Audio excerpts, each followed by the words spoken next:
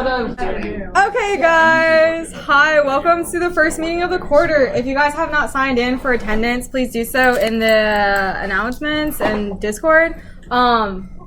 We just need like the attendance, and then same online. Okay.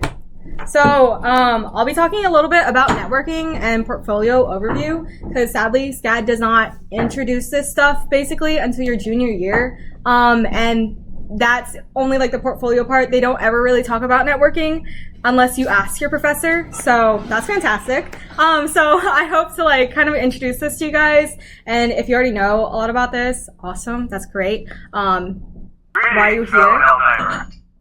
What? I don't know who that was. Anyways, without further ado, let's get started. So if you don't know anything about what networking is, basically like a pretty rough definition is just, it's a way to obtain jobs and projects, and just a way to kind of like broaden your career through relationships with other people. This isn't necessarily using people to get farther in like life career-wise, but it's just a way to create connections that'll help you in the long run. If you think of like nepotism, it's kind of like that, but you're not blood related, and these are people that you work with and they have a mutual connection with you. So it's a professional relationship grown on communication to help create career opportunities, and not just one where you're only being the one benefited, but you're basically both being benefited for this. It's just a useful tool that a lot of artists use, and it's one of the most common... No, it's through. Continue. It is one of the most common ways that a lot of people are even able to break into the industry, just because the industry is so oversaturated, like always. And so the main way that a lot of people get jobs is just through knowing people, and then projects pop up, and then that person who knows you is like, oh my gosh, we need a prop artist. Wait, I have a friend. Let me refer that person, and then you're on to a team. So pretty cool. And this is not only in the creative industry, this is basically in and throughout all different industries. It's just the common way people are able to get further into their career. So some networking events that you might know of, I listed here a few of them. Mainly these are a lot of like animation ones. However, there's even like the Comic Cons, like you can refer to those as networking events. Basically just anywhere where you're able to get in front of people in like the similar industry that you're in and kind of talk to them face to face and build that connection to hopefully be able to like contact these people in the future or have them contact you. However, networking events can be very expensive, so like try to use up the most of your time here at SCAD. SCAD is pretty good for this because we have stuff like the career fair, which is, I believe, January 30th? It's like sometime. It's sometime. February. I think it's February 21st. Oh, February 21st. Thank you. But it's like, yeah, it's going to be in this quarter, so that'll be very helpful, and it's free, so that's fantastic. And then even things like talking to like guest speakers here is networking. Basically, you're able to talk with them, ask them questions, and put your face in front of them so that they might recognize you in the future. I was able to attend Lightbox Expo over the summer, and never do that again. And it's just a great way to like converse with other people, learn a lot, and like take away a lot of good stuff that you could use into the future. So it's recommended, but not always possible because money, you know. Yeah. Yeah, you don't have to be at a certain skill level either to start networking, which is why I wanted to introduce it to people if you're like freshmen right now. And you don't have to be an extrovert either. For example, I'm very introverted. It's very hard for me to start conversation with other people if I'm the one who has to start the conversation. So don't think that you have to be sociable and like prepared for any of this to even start. And networking is something like online as well as in person. So it's great if you're like you're better behind a screen, or if you're better talking to someone face to face. And then I talked to Professor Adkins as well as Casey Nelson and then a few other people about some like useful tips that you might want to use as building blocks, at least for starting to converse with other people who are professionals. Most of these are pertaining to talking to people in person. I'll go a little bit more in depth with like LinkedIn stuff in a little bit later into the slides. However, some tips that were brought up to me, at least, were having people talk about themselves. This is something that Adkins really like. And if you don't know Professor Adkins, this is one of the assistant chairs for secret department. But he basically said that people like to talk about themselves. They might not be aware of it, but it's easy to have people talk about themselves, and it's a way that a lot of people can basically further a conversation with other people and have that conversation not be bland. So like approaching people and being like, and if you don't have to know anything about them, you can kind of just use context clues. If they're at a booth and they're selling stuff, you can notice something that they have on their table, be like, oh my gosh, this looks gorgeous. I was curious about like your process. Could you like walk me through it? Or I use 3D in my own process. Do you use something like that as well? And kind of just like it's starting and engaging the conversation and having it flow.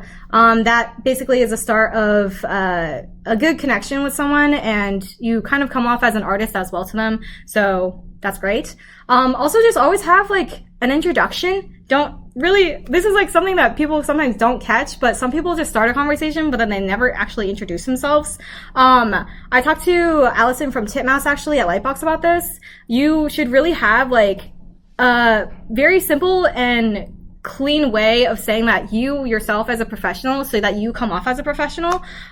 So for example, like just like, hi, my name is Claire. I'm a prop artist. That is literally it. It's pretty simple. It's straight to the point. It shows what you do, who you are, and what you can give to them if they need it. Are you taking questions at the end? Or? We need questions at the end. Yeah, just to do that. But it's basically just like an easy way of like having like who you are and what you do, basically that. And then if you are at one of these like conventions, or like even if you're talking online and this person is pretty busy, you can always just try and schedule like a follow-up. Professor Atkins said that he did this a lot actually at one of the Comic Cons, I think in New York, where he mentioned that the person that he was trying to talk to who had a panel, he sat in the very front and he waited for this person to be done with the panel. He approached them, started up a conversation. However, this guy was like trying to get to somewhere else. So it's great to be like, oh yeah, like I noticed you're busy. I was wondering if I could maybe talk to you about like something blah blah blah. I was wondering if I could talk to you about this a little bit later. Would you be free in the day? Or like, could I get your information to maybe talk to you further about this? Stuff like that. So scheduling a talk later would be better, and it works with this person as well. And even if they don't, like, you tried, that's okay. And it's also just very helpful because then you're taking up a conversation, and you could even use like brownie points and be like, I could buy you lunch, like, let me take you out to eat and we can talk about this. People love food. So that's also something that he mentioned. But yeah, practice with friends if you're nervous. This isn't something that you should really stress over. It, at the end of the day, is just conversation. And if you're a big fan of this person, hey, that's even better. You can like talk about stuff that you've done. So like the research part comes in. If you know who you're wanting to talk to online or in person, this is like looking up like what they've done recently, what projects they've been on, what their process looks like, and then having like those questions that you can have in the back of your pocket to like kind of just bring out and be like, oh yeah, I know about this. Could you like refer and like basically clarify and stuff like that. So yeah, and then sometimes like if you are at any of these events or just like at career fair or talking to this person who's a guest speaker at SCAD and they've come down to talk with like the students, and then there's like a long line in front of you, probably, I don't know if like you've done this before, but this happened with Avalanche Software when they were here. Ignore the people behind you. Like, don't give a fuck about them. Respectfully. Like, this is your moment to talk with this person, and you should make the most of it, and you shouldn't have to worry about how, oh, like, wait, I'm, like, taking up so much of their time. Like, they should probably talk to these other people. Hell no. Use the time for yourself. Make your mark, basically. And then also just like, a lot of the times actually at these like events, Professor Atkins also mentioned this and so did Casey Nelson. But they mentioned don't shove like your work in front of people's faces. But what I mean by this is like, don't like approach them and be like, hey, could you look at my portfolio? Okay, you didn't introduce yourself. You didn't start up a conversation or anything. You kind of just like approached and like just shoved it into their people's faces. It can come off as very rude. There are respectful ways that you can go about this. Specifically at networking events, there's a lot of recruiters there. So honestly, something like that can be passed off. Like, it honestly is normal for them at that point. It's still rude, but like, they're used to it. However, you could go about it being like if you're talking to another artist, kind of just like reference like, oh, like, notice something that they've done. Oh my gosh, like, I really like your work here. I was like curious about your process. Oh, like, you did that. That's awesome. I even do that in my portfolio, like in my own work as well. I have some stuff in my portfolio. Do you mind if you would like take a look at it? I'd love your input. Just like kind of like being like sly about it and like slip it in basically. So you like don't just start up a conversation and then immediately like want something from them. You give them something in return and then see if they're able to kind of like be open to something, not just be like, can you do this? Like, oh, would you like to?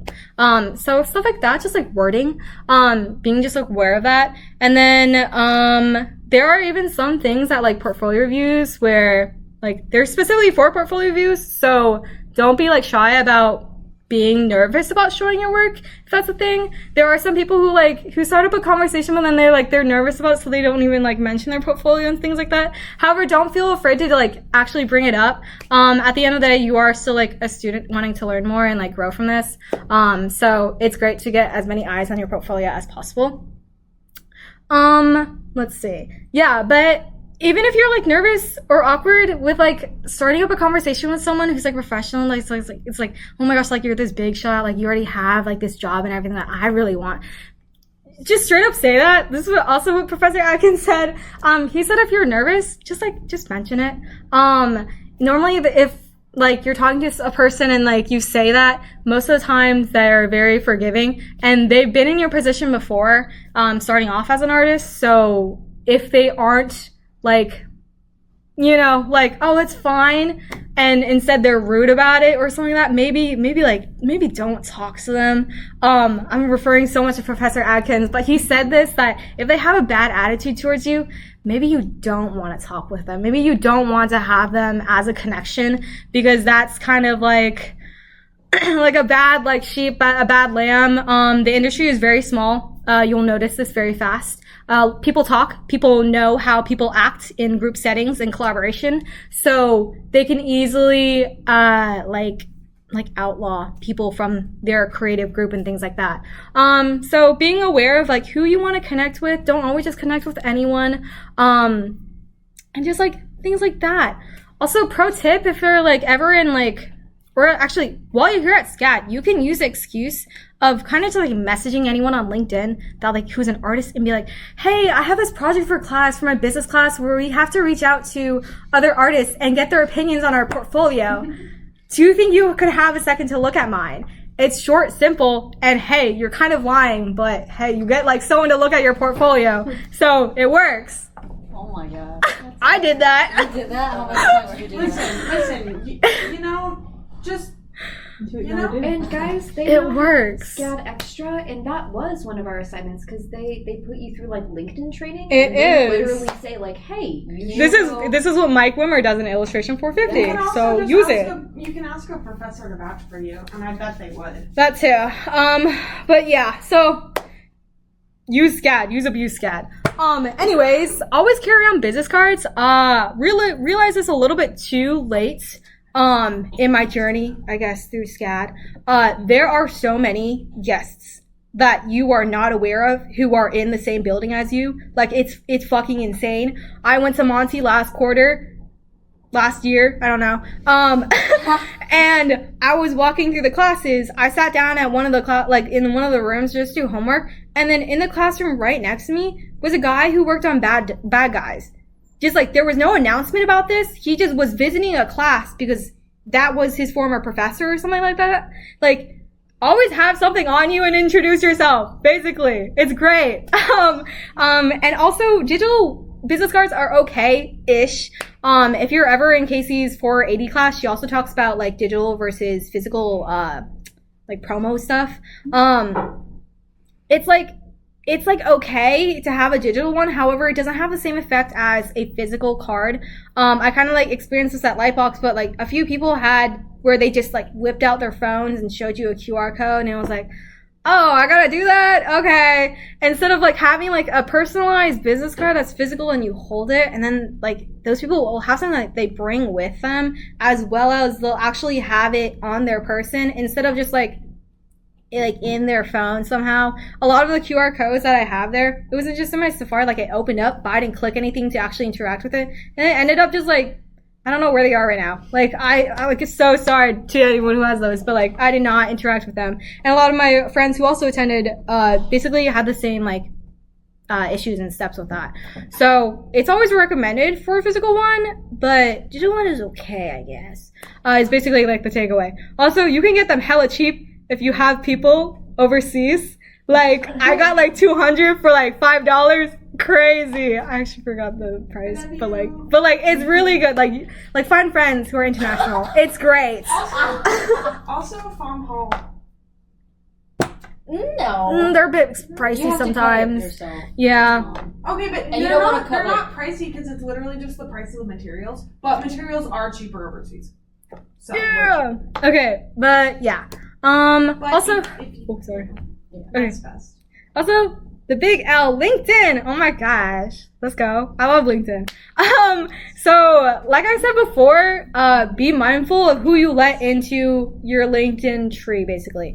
LinkedIn, think of it as like a resource to keep up with your connections online so that you don't always have to like continuously like send them an email sometimes and be like, hey, how you doing? Which I should also, I'll mention that at the end. But LinkedIn is basically very helpful for that. Just keeping track of who you know and what people are doing. But be careful about who you let into your LinkedIn network. Don't just like randomly click on people to connect, you know. Be aware of who you're letting into your connection. This is because, and Casey also mentioned this, I'll try and like rephrase her example really well, but I'm probably going to butcher it. But she explains it like let's say that I have a connection at Pixar. This is a recruiter and like this is like a high level position. And I have this as a connection. And then someone else who I don't know a lot tries and reaches out to me and asks if they can be let into my network so that they could have an easier chance of connecting with this recruiter. Maybe don't, because one, first of all, you don't really know this person. You don't know how they work.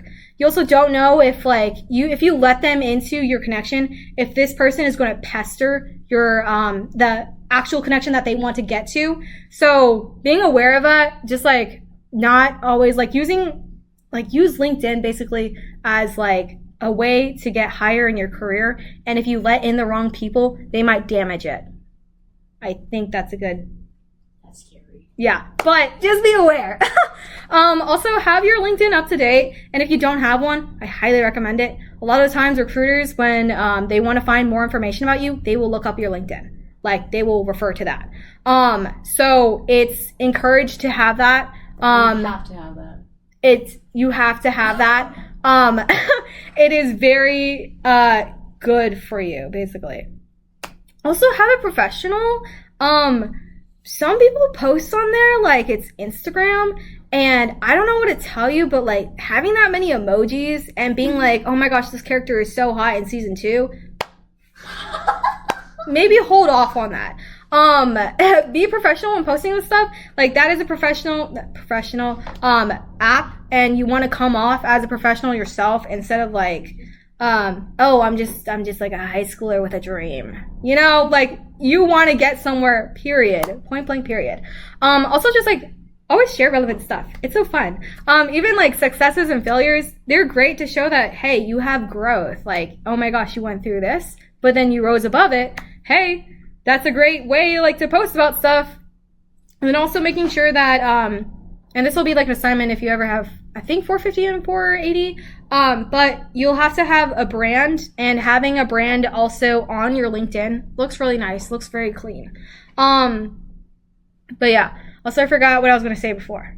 Oh wait, no, I do remember. Okay, so there's also a Pan links at Lightbox that talked about following up with recruiters and having that connection. You are probably going to meet a lot of recruiters during your life, I guess. And a way, like, they are basically there to help you get a job, kind of.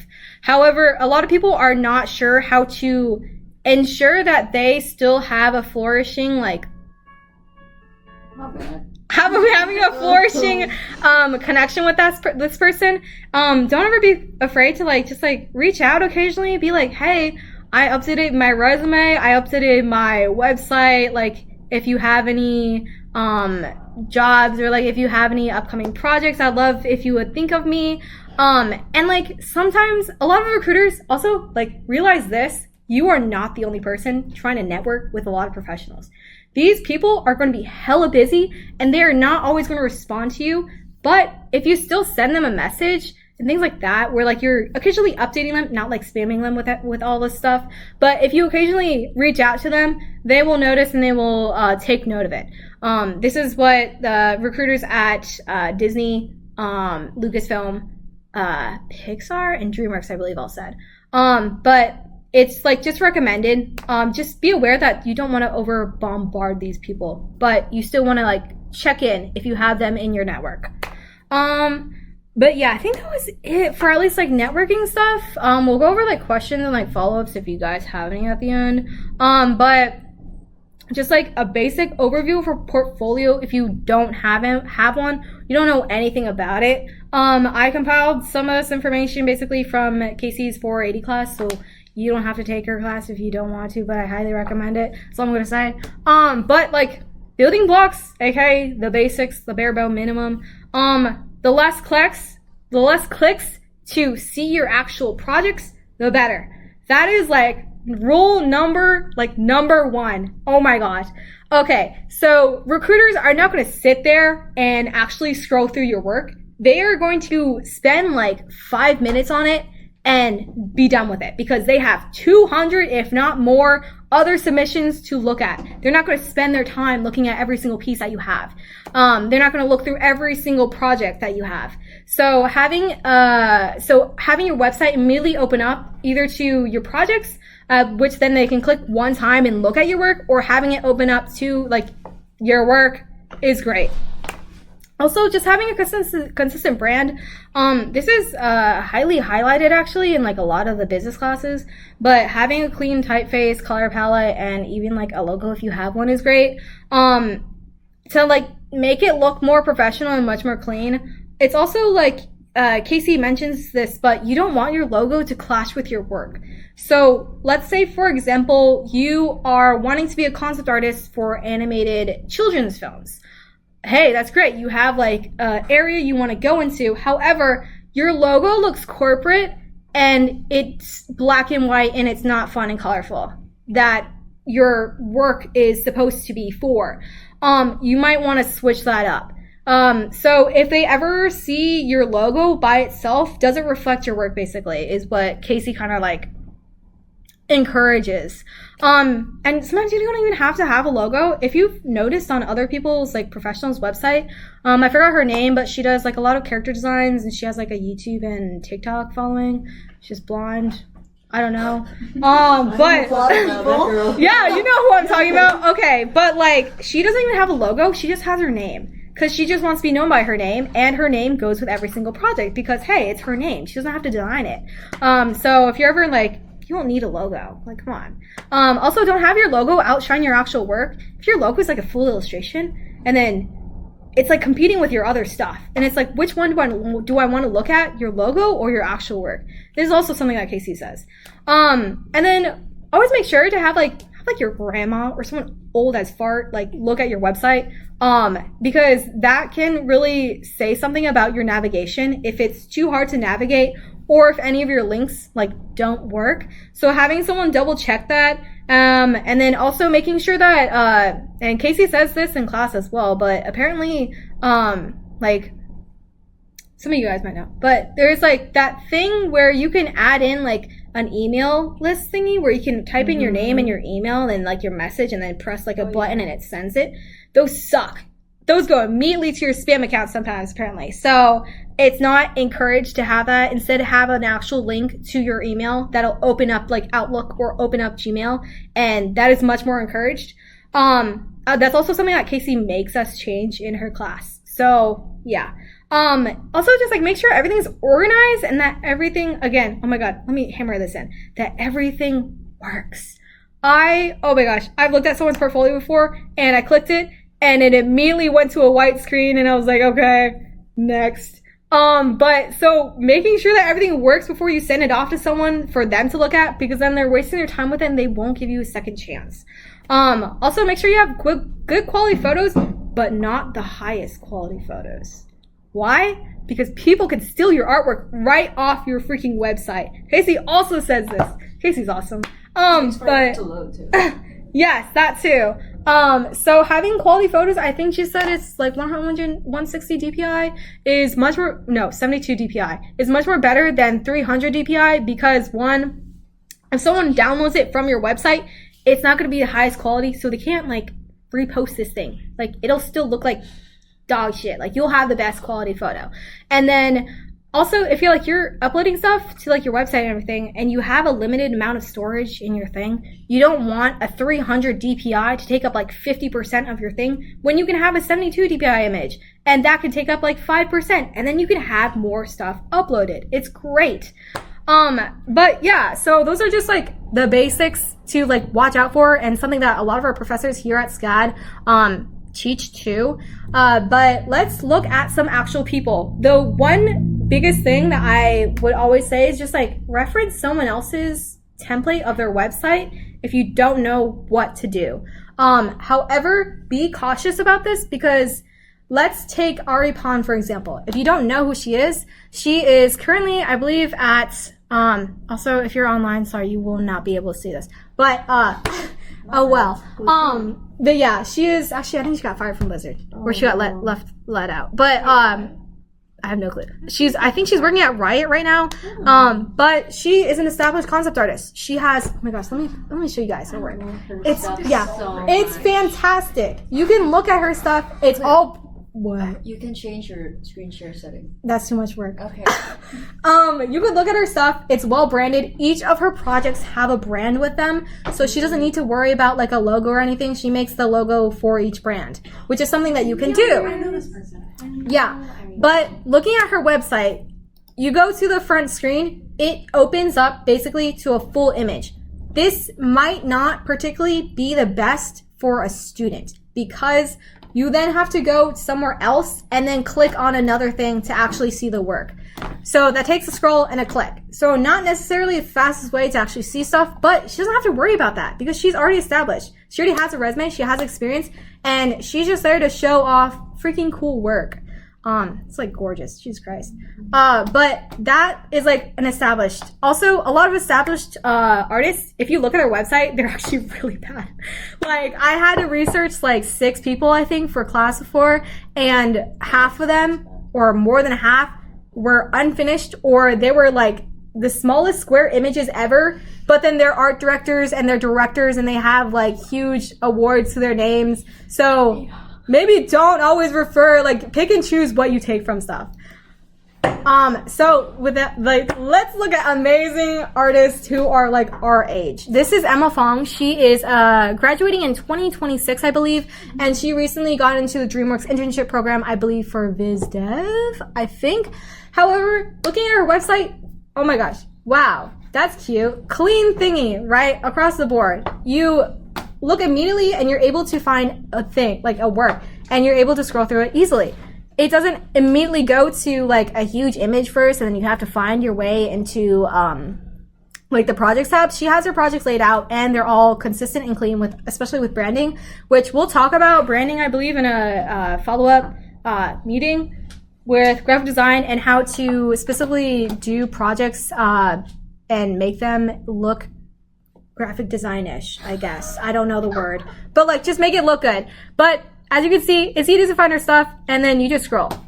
Fantastic. This portfolio got her into DreamWorks.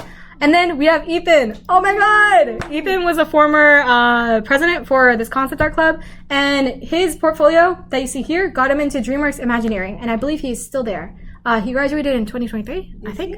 Yes, Disney Imagineer. And this is his website. He said it is hella out of date. However, it looks good, and this is clean. you immediately open up to his website and you immediately see his work. And it's clean, it's consistent branding, as well as as well as you immediately see all of his work. And it's all laid out for you. It doesn't take a click at all. It's fantastic. Casey also uses his portfolio, and she uses his girlfriend's portfolio as well as examples. But it's fantastic. And then if you ever want to look at more stuff, they each have, like, if you want, you can look at the other stuff over there.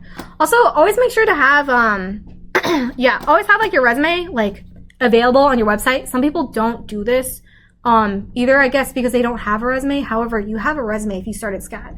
Like, put down projects in your class and things like that if you don't have anything. Can you click on his resume? Sure. Let's see what the layout is. Yeah. Oh, there's one page. Yeah. Also, make sure, like, hang on.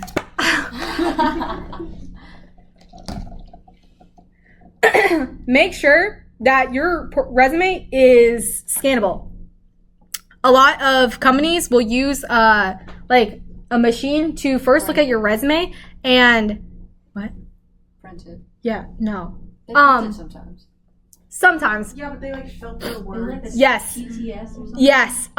They will filter it through My success advisor told me. They will filter it through a machine first. So, while it's not encouraged, you can always, like, whenever you're applying to something, look up their qualifications of what they're looking for and literally just copy paste that. Because a lot of the time they'll have, like, organization needs to be organized, needs to be a current student, needs to be like able to communicate and collaborate with other people. Collaborate, keyword, add it. If you don't have all that stuff. But yeah, having a scannable resume, not like, I know people want to make their resume pretty and everything. However, at the end of the day, that might not get you the job that you want. And also it might actually backfire, because if you have a resume that either has very bad contrasting with its values, it'll be either hard to read or it, like, will not be able to scan because you moved around the formatting of everything and it will not work with a machine. But yeah. But I have no clue. Where was I? But yeah, pick and choose exactly what you take from other people's websites. Being aware of, like, what can work with you and what might not work with you, and what is better for, like, a professional versus a student. Yeah, I think that's it. Questions? Go. I have one question, and it was on this. I can't remember it, but it was on the second. I think this. Next one. I'm so sorry. No, you're good. Oh yeah. Okay. It was. Sorry, I needed to see it. It was the. Hi, my name is Claire, and I'm a Proverbs. What if you're, like, open to anything? Okay, that's Like, the thing. what do you say? So while talking with Allison, she actually did a talk here at SCAD before as well. You want to specialize, kind of. Like, you don't want to be, oh, I do this, and this. Because people might not either, one, take you seriously, or if you say something that's not an entry-level thing, it might be like you're dreaming something too big, I guess. Like, for example, I'm pursuing props because props is an entry-level thing. Backgrounds is an entry-level thing. Biz dev, not an entry-level thing. You need 1 to 2 years of experience already with that, most of the time, or 3 to 5 years, because people don't, like, you can't immediately become a person going out of this unless you have, like, an internship. And then it's more likely. However, it's still hard because you're competing with people who are already established as visual development artists. So why would they go to a person who doesn't have a lot of experience when they could go to someone who actually does? That's why it's recommended for you to specialize. However, like not to crush people's dreams, but, like, it's just, it'll be a little bit more difficult.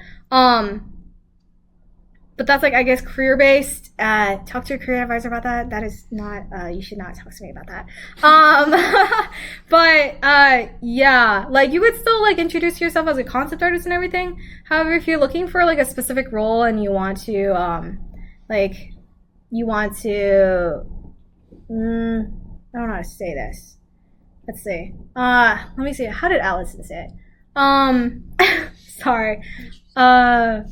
It's just, like, recommended to take an entry-level path. However, you can still introduce yourself as, like, hi, my name is Claire. I want to be a visual development artist. it's still professional. It's just a matter of, I guess, what career path you want to go down. So you could still like introduce yourself as multiple stuff. However, if you're looking for a specific role, I say, I guess that's where it changes, because then you should specialize. Okay. Yeah, because like at the end of the day, you're gonna, if you're having multiple things that you want to go into, but then it's like, what specific one that do you want to go into actually? Because some people I know are like, oh, I want to do comics, but then I also want to do concepts. But then they're like, wait, I actually really like this one, but I'm just saying this one just to have it as a backup. So which one do you actually want to do, and what is seen on your portfolio, basically? Okay. And would it be wise to put one that is definitely they need a lot more jobs for and is more entry level, even if it's not your like? That's up to you. Okay. Like, what career you want at the end of the day is up to you. What you introduce yourself is up to you. I'm just saying that, like, not to reality crash, but the industry is very, very, what is it called again? Oversaturated. And competitive. And there are already people who are concept artists and visual development artists with positions that are at least like 1 year experience, and they have that upper hand with you, which is also why networking comes in. Oh my gosh, you can get so much for farther. They can put you in front of the right people, and things like that. However, it's just like, just be like cautious and just be aware of like what is saturated and what isn't, at least at the moment. Mm-hmm. Either way, the art industry is difficult to get into, and it is just recommended to network and build your skills, basically. Yeah. Sorry, that was really sad. Sorry. But yeah. Oh. So about portfolios, I know like I keep hearing it a lot. Like, what's the ratio to like original work to like schoolwork or fan art? Because I know some people are like never include schoolwork, never include fan art, or like some people are like, the fuck? Oh, you can include some, or like some people are like, my entire portfolio is fan art. So like, what's the whole by schoolwork then, do you mean like your still life drawings? No, like projects, like artworks you've made that you're satisfied with, but they were in made school. For, like, a school project. I mean, that's okay. Yeah, that's okay. Like that's your foundation, basically. Like, obviously you're going to create more work, and then that's going to replace it. However, if that's the only work that you have for right now, use it. Like, I actually talked to a professor specifically about that, and she told me that it's more so they don't want to see a copied and pasted, like they've seen 10 million times, where it's like, for example, like doing hand studies or doing like something that like it doesn't really vary from student to student. Also, because then it's like, okay, you're seeing something that is very cut and paste, but if it's unique and diverse and stuff, it is fine to put on there. I just asked a specific professor about that. Also, that varies though, because your recruiters are not going to be the same person. They will have different ideas and opinions about these things. So at the end of the day, it's going to just be up to you. For things like your hand practices and stuff like that, some people recommend to have a sketchbook area in your website, and those can go there. However, if you want to go into concepts or anything like that, it's recommended to have original projects. Some people can't tell the difference between schoolwork and or like outside work. So if your work in school looks good, use it. Like, you paid that much money to take that class and do a project. Why not be proud of it? But yeah, your recruiters are all going to be different. They're going to have different opinions about stuff like that. Some people, like companies like Avalanche Software, they're fans for fans. Like, they create games for the fans of that thingy. So they would want to see fan art of like the Harry Potter universe. However, then there's companies like, let's say Disney. They hate other medias and everything like that. They hate they hate DreamWorks. They hate Pixar, whatever. They might not want to see fan art and stuff like that. But it's just like, pick and choose your battles. If you're proud of a work and it speaks to your skill, that's where you're like, it's up to you if you want to add it. Yeah. But if it's poo-poo, don't add it. But it's just like, that one's just like a pick and choose thing. Yeah. That one's not a solid answer. It's very in the gray. Yeah. Yeah. I wasn't a question, but I had like a comment on the like. Yes. No, I was watching a speed paint. Sorry. The like quality stuff on like your website versus whatever.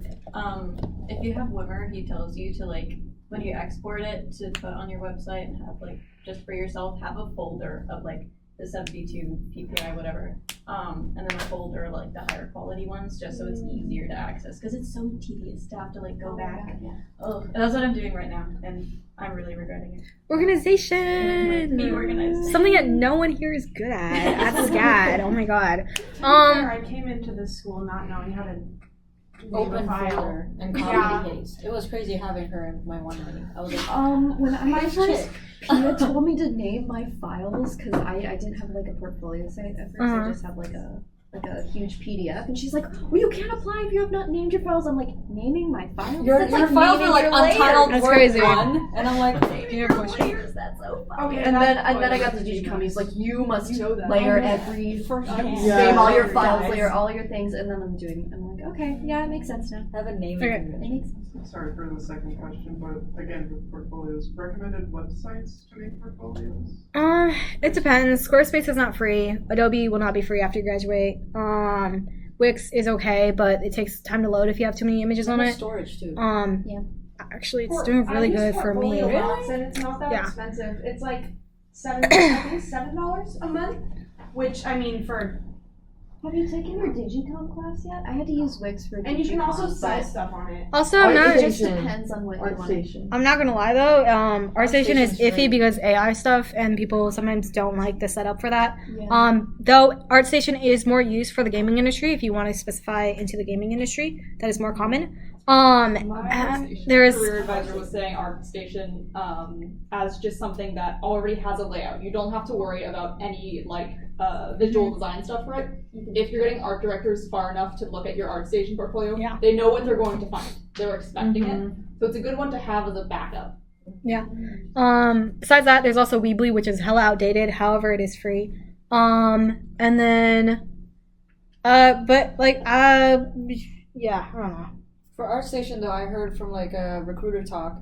He said like if you're using ArtStation, you might want to pay a little more attention to what you pick as your thumbnail. You might even want to create your own thumbnail, just so it's not like you put a sketch and it's like just sketch. The thumbnail is just a sketch. You don't want that. You want to like specify. If you have like a project and you have a title for it or logo for it, you want to have like a one best picture, maybe your logo at the bottom, which is like really nice and sleek, and then they would like want to click on it. Oh, fuck. So, yeah.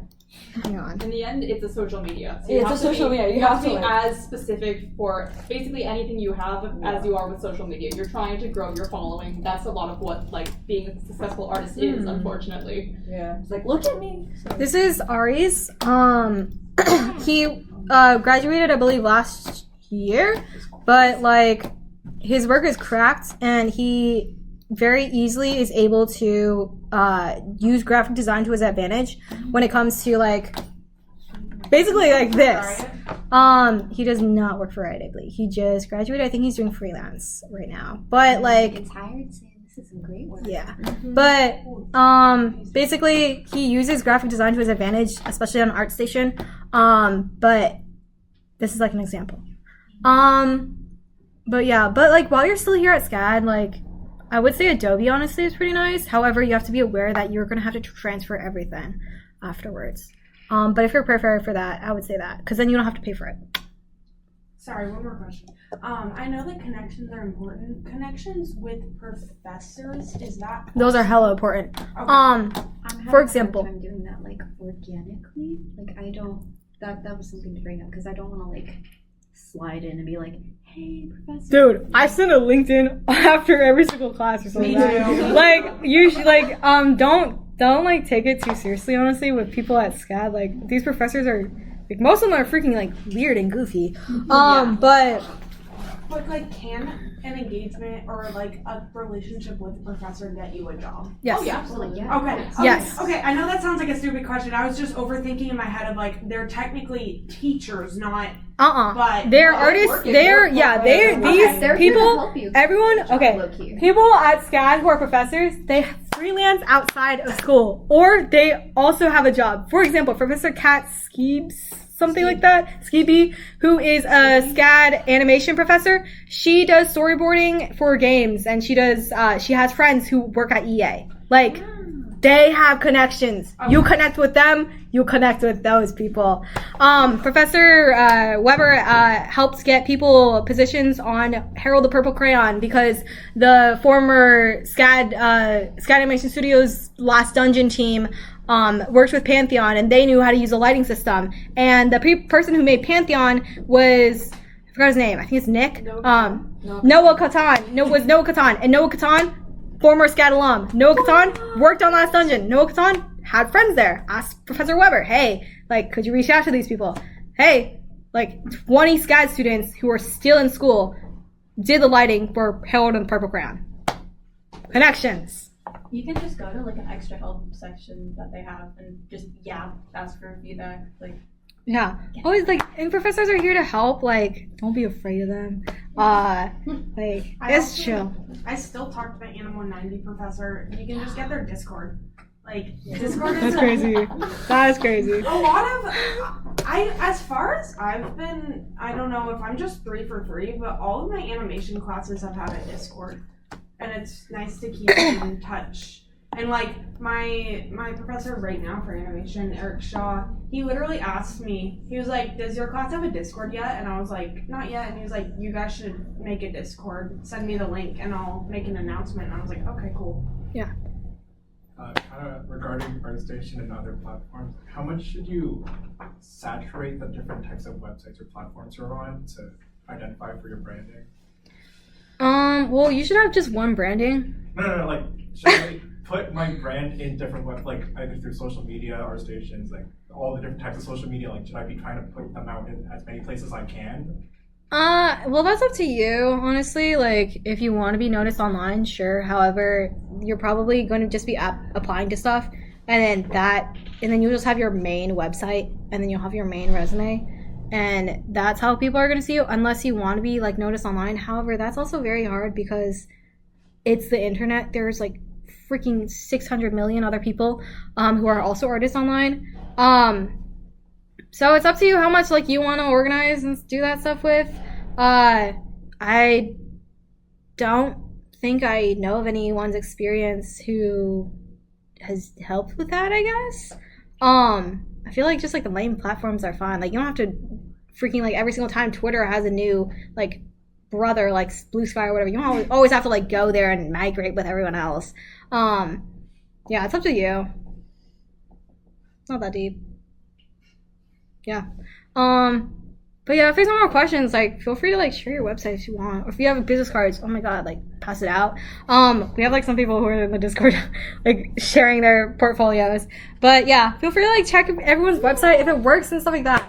Having second eyes on everything. But yeah, you guys are like free if you want. Do anything you want, just don't break anything. Fantastic.